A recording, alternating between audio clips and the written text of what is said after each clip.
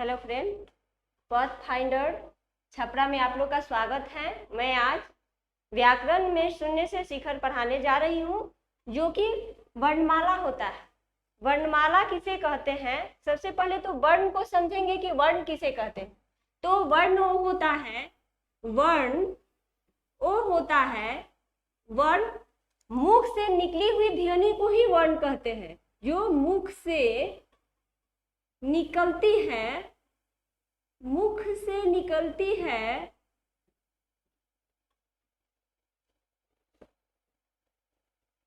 उसे वर्ण कहते हैं। ध्यान दीजिएगा, वर्ण कहते हैं। अब इसमें फिर क्वेश्चन आता है कि वर्णमाला किसे कहते हैं।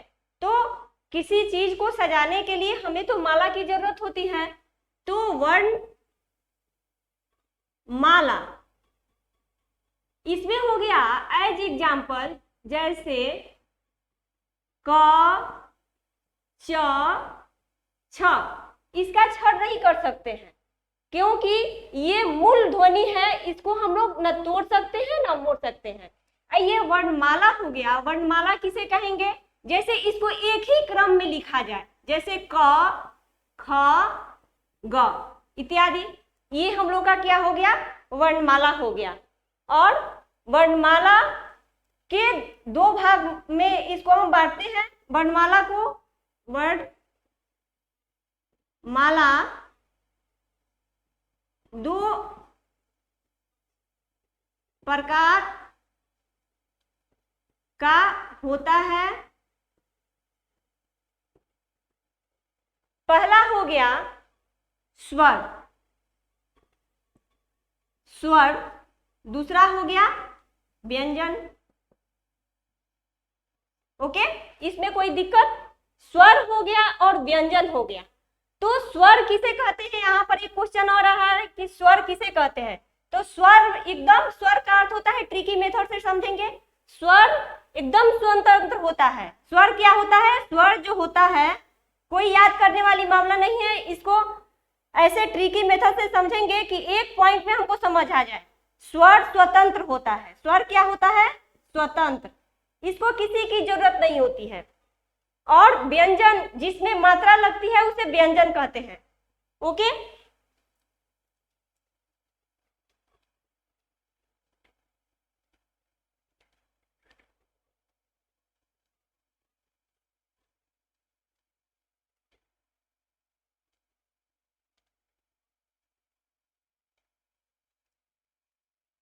स्वर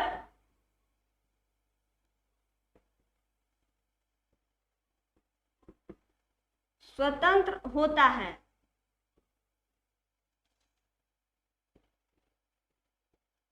जिसे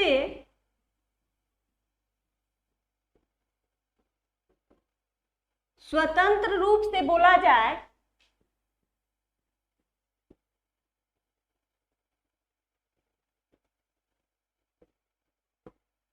जाए उसे स्वर कहते हैं।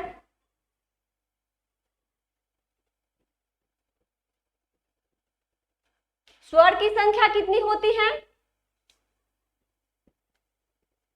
स्वर की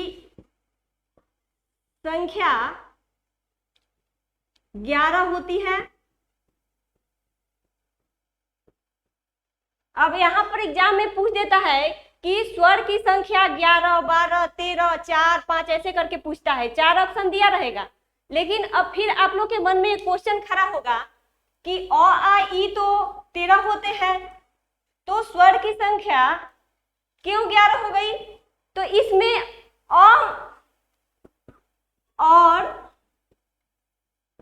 और जो होता है ये अयोगवाह वर्ण है। ये क्या है? अ और अह क्या है?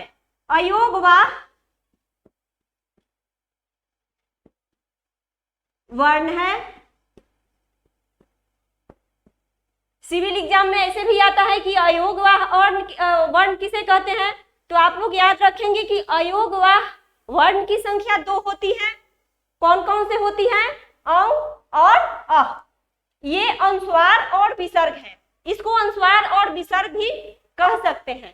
अब हम लोग स्वर को दो भागों में बांटते हैं। स्वर को कितने भागों में बांटते हैं? दो भागों में, है ना दोस्त। स्वर दो प्रकार के होते हैं।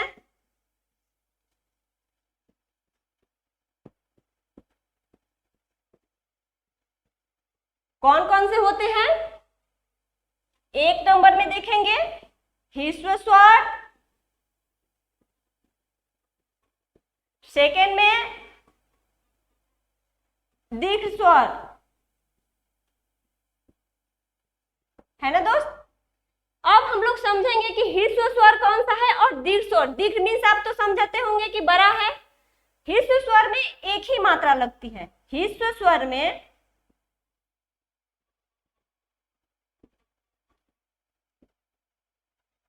एक मात्रा लगती है।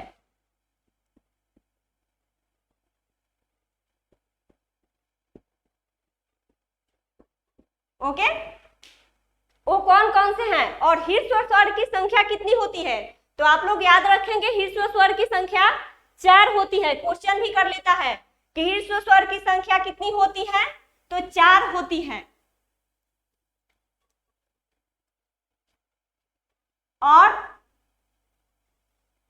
दीर्घ जो होता है वह बड़ा होता है, उसमें 2 मात्राएं लगती हैं। ओके दोस्त, उसमें कितनी मात्राएं लगती हैं?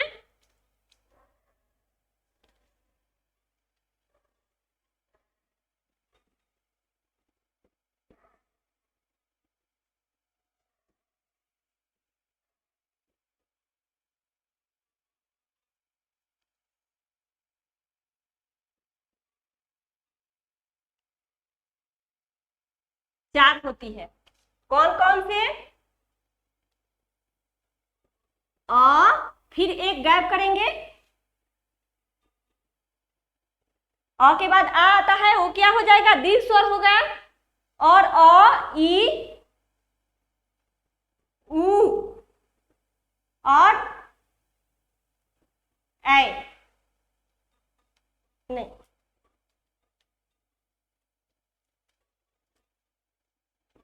ए, इसकी संख्या 4 होती है। और 2 नंबर में दीर्घ स्वर की संख्या कितनी होती है? 7 होती है। ओके फ्रेंड, इससे भी क्वेश्चन उठा देता है कि दीर्घ स्वर की पहचान कीजिए।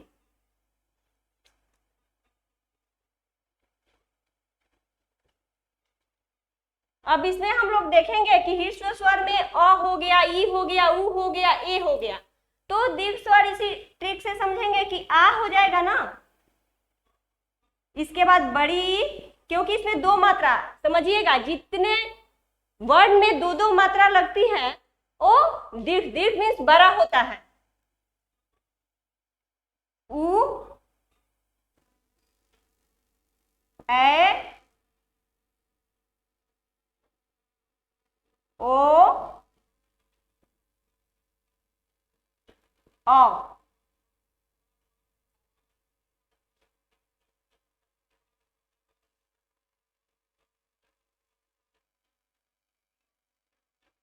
हो गया। अब इसके बाद हम लोग समझेंगे कि अब व्यंजन वर्ण को समझेंगे कि व्यंजन वर्ण कौन कौन से होते हैं। जैसे क्वेश्चन में कह देगा कि दीर्घ स्वर की संख्या 7 होती है। आ, ई, उ, ए, उ, ए, ओ, औ।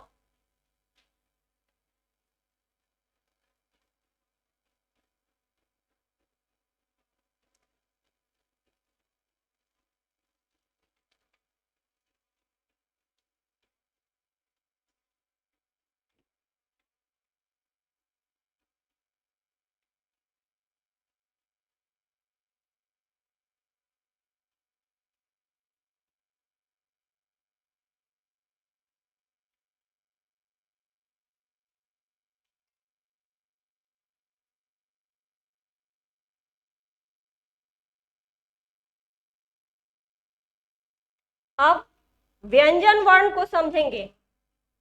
व्यंजन वर्ण,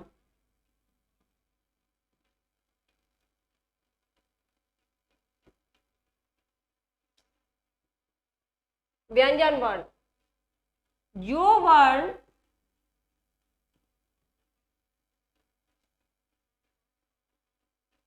दंत,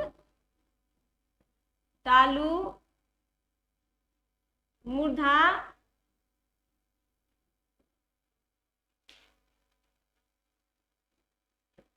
ओष्ठ,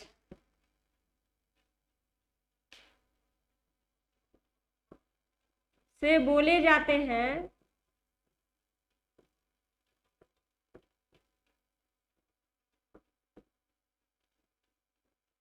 उसे क्या कहते हैं? व्यंजन वर्ण।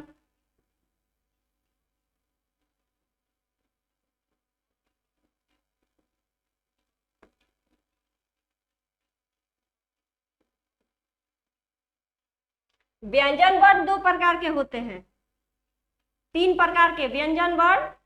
कितने प्रकार के होते हैं? तीन प्रकार के।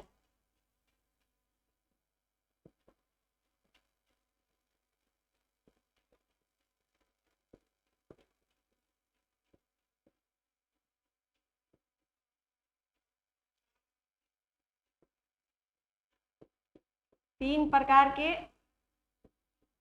होते हैं। फर्स्ट में 1 नवंबर में स्पर्श व्यंजन,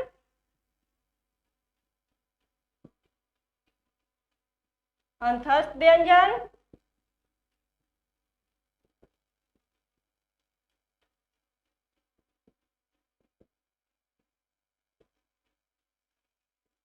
3 नंबर में उष्ण व्यंजन।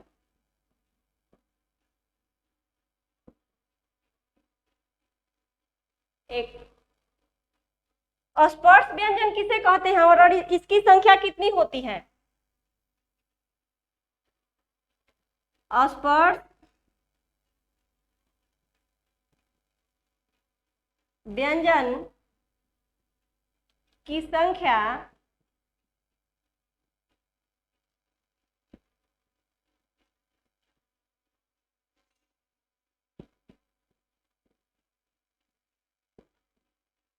स्पर्श व्यंजन की संख्या कितनी होती है? अब यहाँ पर एक क्वेश्चन आ जाता है, तो हम बोले ना कि जो वर्ण दांत, तालु, मूर्धा और ओष्ठ से बोले जाते हैं उसे व्यंजन व्यंजन वर्ण कहते हैं। व्यंजन वर्ण तीन प्रकार के होते हैं, स्पर्श व्यंजन, अंतस्थ व्यंजन और उष्ण व्यंजन। तो स्पर्श व्यंजन की संख्या 25 होती है, जैसे क वर्ग। और स्पर्श व्यंजन आप लोग समझ गए तो समझ लीजिए कि घोष, अघोष, प्राण, अल्पप्राण आप लोग समझ गए। क वर्ग 5 होते हैं, जैसे क, ख, ग, घ, अंग। इसी तरह से च, ट, त,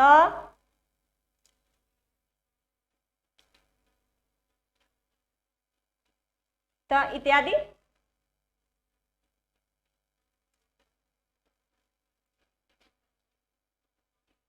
फिर इसके बाद हम लोग देख लेते हैं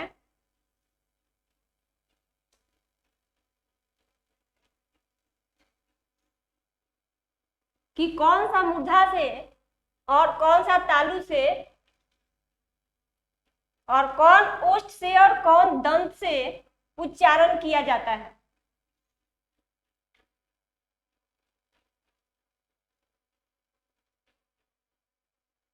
क वर्ग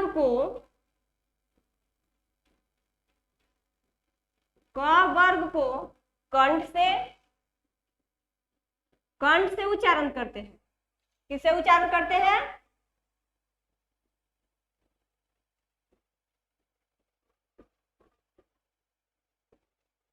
क वर्ग को कंठ से उच्चारण करते हैं। च वर्ग को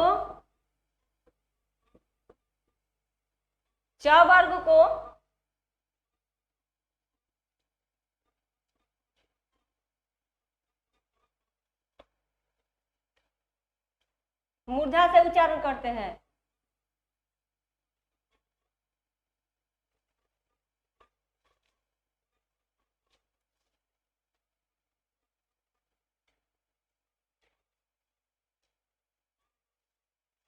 कंठ से उच्चारण करते हैं। च वर्ग को तालु से उच्चारण करते हैं।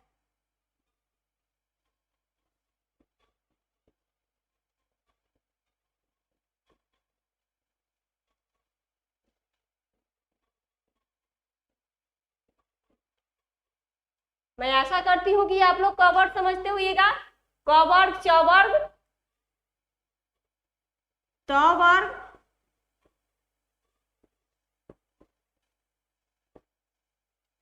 मूर्धा से,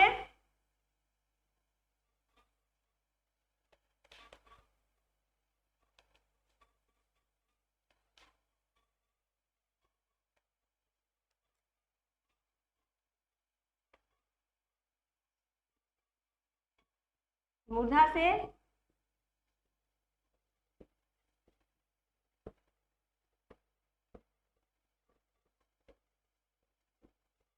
उच्चारण करते हैं। ट वर्ग को, आप लोग ध्यान दीजिएगा, इस तरह के क्वेश्चन एग्जाम में पूछे जाते हैं। ऐसे दे देगा कि ट को किससे उच्चारण करते हैं, तो आप लोग याद कीजिएगा कि ट वर्ग को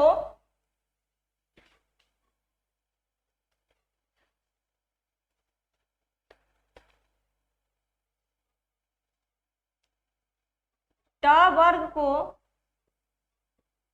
दंत से उच्चारण करते हैं।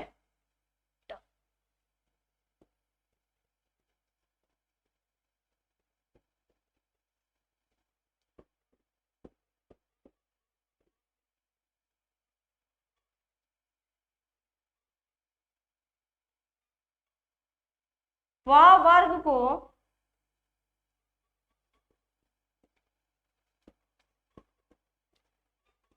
ओष्ठ से उच्चारण करते हैं।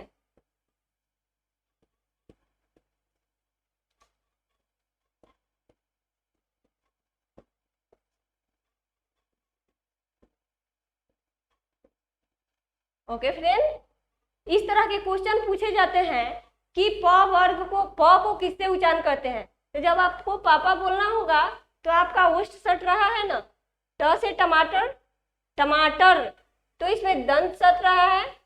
त से मूर्धा से उच्चारण होता है, और च वर्ग को तालु से उच्चारण करते हैं, और क वर्ग को कंठ से उच्चारण करते हैं। ओके, इसकी संख्या 25 होती है, और स्पर्श व्यंजन की संख्या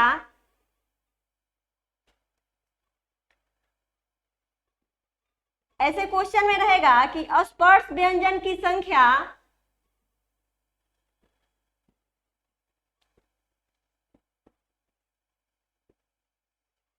की संख्या 25 होती है।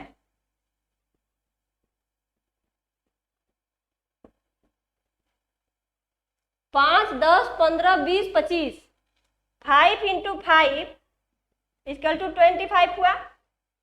तो स्पर्श व्यंजन की संख्या 25 होती है। इसके बाद हम लोग देखेंगे कि अंतस्थ व्यंजन कौन कौन सा है और अंतस्थ व्यंजन किसे कहते हैं। ओके फ्रेंड, अंतस्थ व्यंजन को भी पहचान करने के लिए एग्जाम में पूछ लेता है।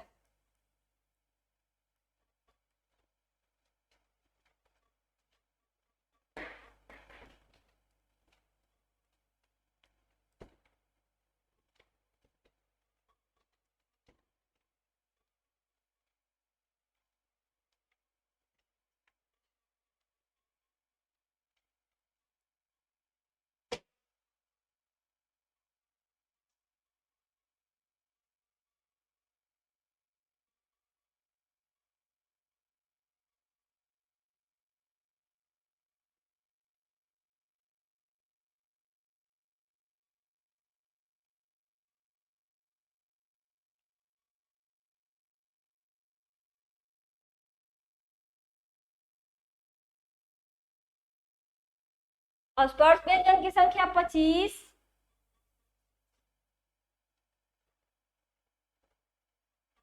इसकी संख्या 5, इसकी संख्या 4। उष्ण व्यंजन की संख्या 4 होती है। तो स्पर्श हम लोग समझ लिए। अब हम लोग अंतस्थ व्यंजन समझेंगे। अंतस्थ व्यंजन ये हो गया। अंतस्थ व्यंजन उसे कहते हैं जो स्वर और व्यंजन दोनों के वर्ण से बनता है। स्वर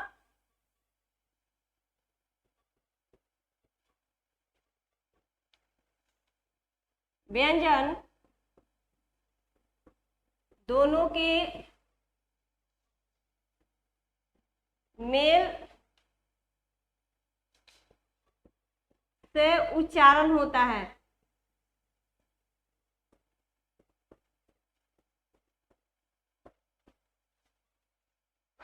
उसे अंतस्थ व्यंजन कहते हैं।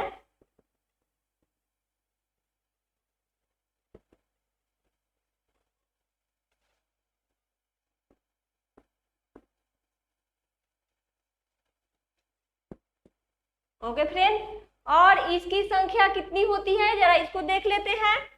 तो इसकी संख्या य, र, ल, व, इसकी संख्या 4 होती है।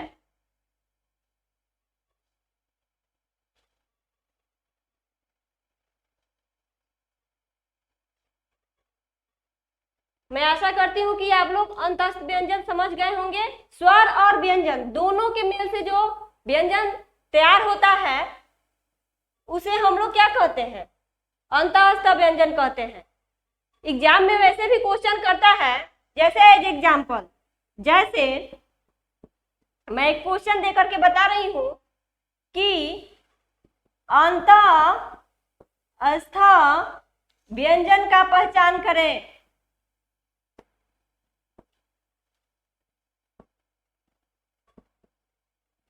पहचान करें। ऑप्शन दिया रहेगा 4। एक में दिया रहेगा स, 2 में दिया रहेगा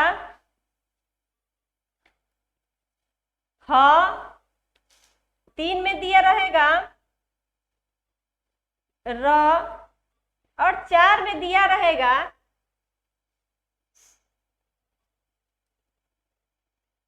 प। तो इसमें हम कौन सा सही लगाएंगे? हमको याद रहेगा कि इसकी संख्या य, र, ल, व होती है, तो इस पर हम सही कर देंगे कि र होती है, 1 नंबर बन गया। इसी तरह से आप लोग व्यंजन का पहचान करें कि कौन कौन सा व्यंजन कहाँ पर होगा और किसका उच्चारण हम किससे करते हैं। इसी तरह का क्वेश्चन बहुत ज्यादा हिंदी में पूछा जाता है। ओके फ्रेंड,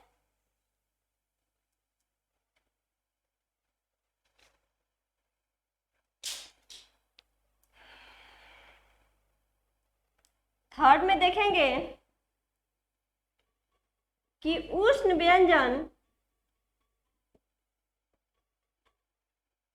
व्यंजन किसे कहते हैं?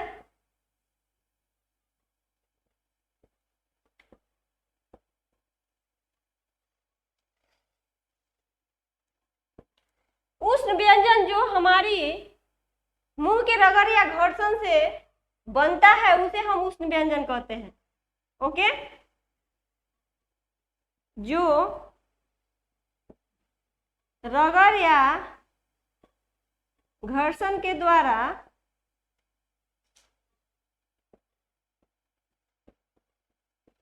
बोले जाते हैं, बोला जाने वाला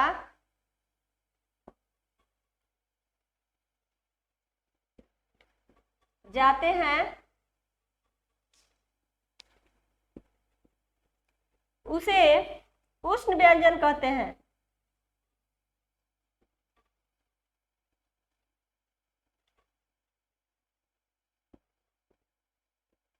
ओके फ्रेंड, उष्ण व्यंजन देख लेते हैं कि कौन कौन सा व्यंजन होता है। उष्ण व्यंजन में जैसे श, स, ह, मूर्धन्य स। इसकी संख्या भी 4 होती है। और इस तरह के भी क्वेश्चन पूछे जाते हैं हिंदी में कि उष्ण व्यंजनों की पहचान करें। तो उष्ण व्यंजन आप लोग कंठस्थ कर लीजिएगा, श, स, ह, श। ओके फ्रेंड, आप लोग का वर्णमाला, मैं आशा करती हूँ कि वर्णमाला आप लोग समझ गए होंगे कि वर्णमाला किसे कहते हैं और वर्ण कितने प्रकार के होते हैं। स्वर वर्ण कौन कौन से होते हैं। स्वर वर्ण की संख्या कहीं कहीं 3 भी दिया रहेगा। जब 2 ऑप्शन नहीं रहेगा तो आप 3 भी मार सकते हैं। एक लुप्त व्यंजन भी होता है स्वर व्यंजन में।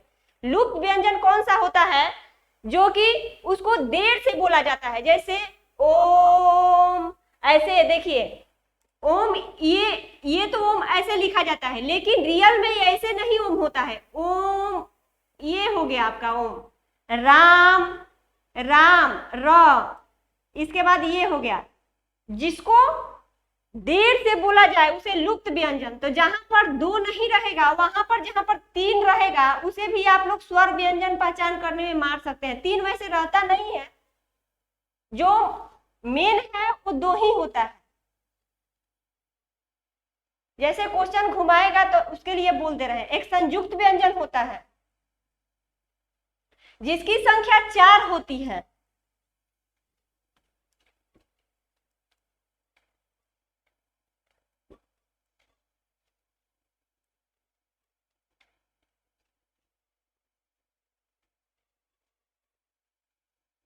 ओके फ्रेंड, इसकी संख्या कितनी होती है। संयुक्त व्यंजन की संख्या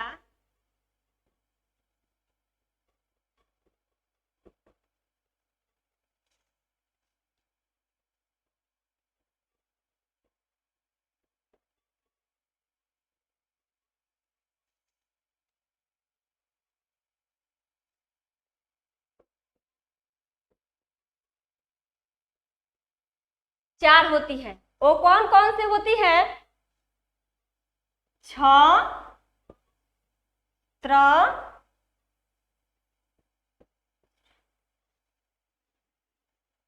श, ज्ञ। क्योंकि इसको 2 वर्ण को मिलाकर के ये एक संयुक्त, एक गुच्छ व्यंजन भी होता है, एक उच्छिप्त व्यंजन, एक अयोगवाह भी होता है। तो इसको हम लोग एक एक करके समझेंगे। छ किससे मिलकर के बनता है। छ इक्वल टू क और श। क जो श को मिलाकर के 6 बनता है। ओके फ्रेंड,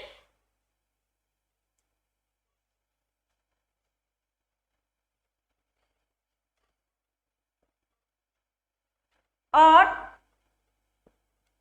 त्र, इसको त प्लस र मिला करके क्या बनता है, त्र। एक श्र, श्र इक्वल टू स प्लस र। इसको जरूर ध्यान दीजिएगा। इसको मिला करके श और र को श्र बनता है। ज्ञ, ज्ञ, ज प्लस य, इसको मिला करके क्या बनता है, ज्ञ बनता है। तो मैं आशा करती हूँ कि संयुक्त व्यंजन भी आप लोग पहचान गए होंगे। संयुक्त व्यंजन की संख्या 4 होती है, अयोगवाह की संख्या 2 होती है। इस तरह से भी क्वेश्चन आता है कि अयोगवाह कौन कौन से हैं। तो अयोगवाह 2 होते हैं।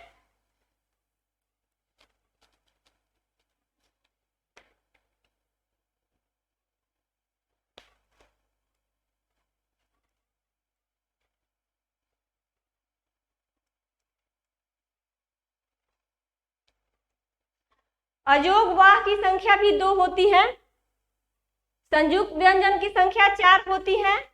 ओके फ्रेंड, अब मैं आशा करती हूँ कि आप लोग वर्णमाला समझ गए होंगे और वर्णमाला से क्वेश्चन कहीं से भी पूछेगा तो आप लोग बता सकते हैं।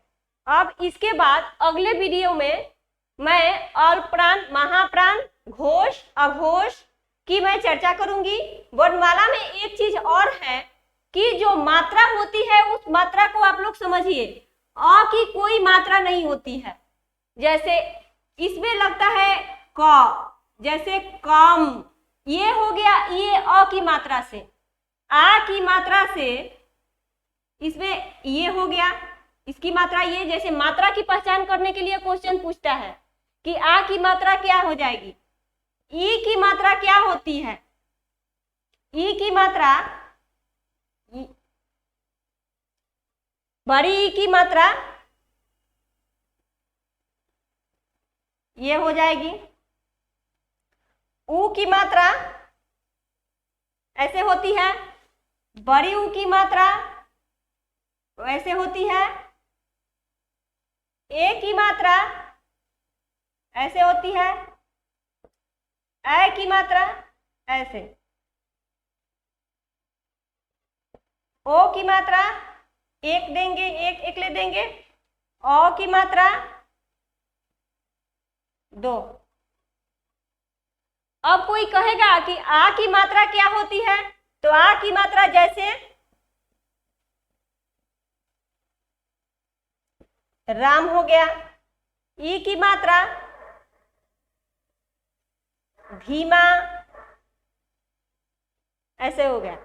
तो मैं आशा करती हूँ कि आप लोग मात्रा के बारे में समझ गए होंगे कि मात्रा क्या होती है, और वर्णमाला से कहीं से भी क्वेश्चन पूछे तो आप लोग बता सकते हैं। घोष अघोष क्या होता है, अल्पप्राण महाप्राण क्या होता है, इसकी चर्चा हम कल करेंगे। ओके, तो आप लोग को पसंद आए तो इस वीडियो को लाइक कीजिएगा और सब्सक्राइब भी कर लीजिएगा, क्योंकि पथ फाइंडर क्लासेस छपरा में यहाँ से जितने छोटे छोटे क्वेश्चन पूछे जाते हैं एग्जाम में, यहाँ पर तैयारी करवाया जाता है। Okay friend, thank you.